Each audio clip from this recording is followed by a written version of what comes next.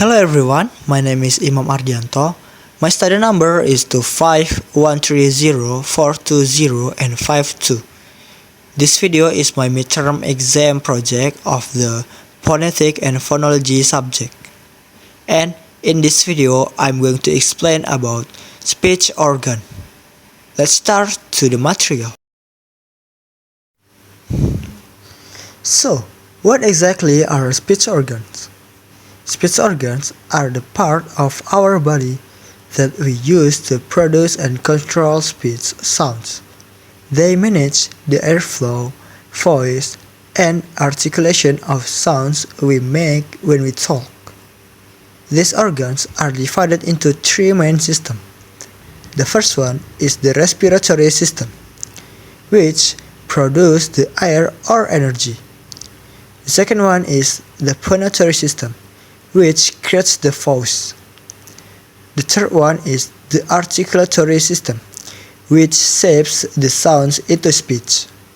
Together, these three systems turn into simple airflow into meaningful sounds and words.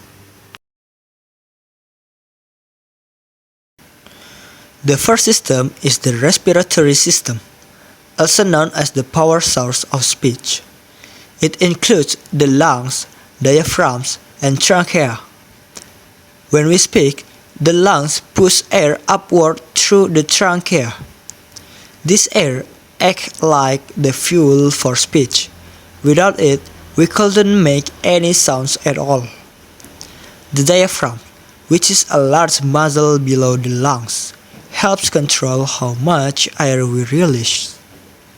For example, when you speak loudly, you push more air out. When you whisper, you use less air. So, we can think of the lungs as the engine and the diaphragm as the control system that manage the air pressure for speaking. Next, we have the phonatory system, or the voice producer.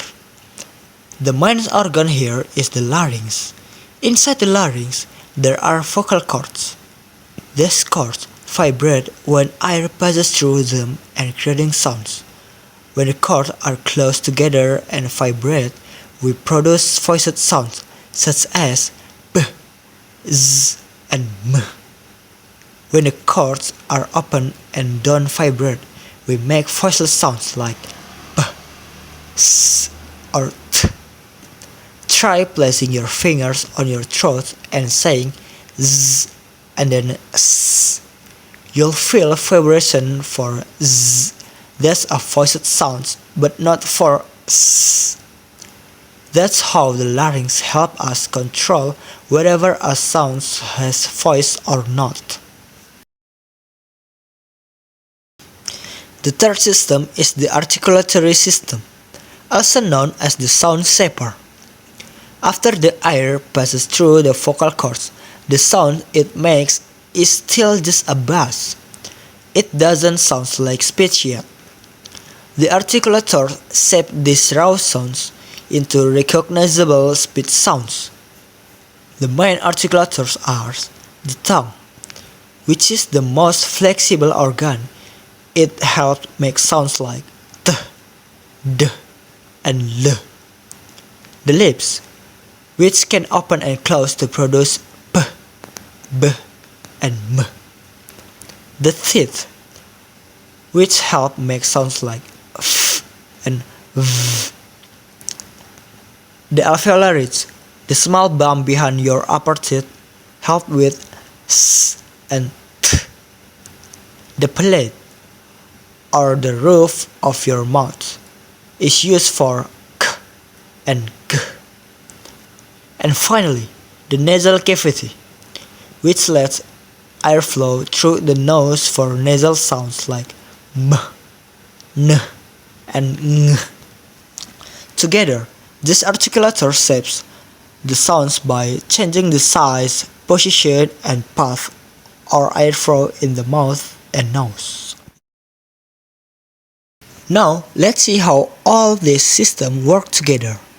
The process of speech production happens in three main steps. The first one is airflow starts in the lungs, where the air is pushed upwards, and then the air passes through the vocal cords, where it becomes voiced or voiceless depending on how the cords vibrate. The articulator then shapes the sounds into specific speech sounds we can recognize.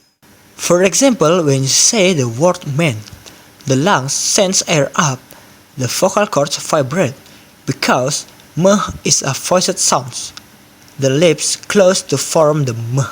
The air passes through the nose. That's how a simple word like man is produced using all three systems working together. Thank you so much for watching my presentation about the speech organ.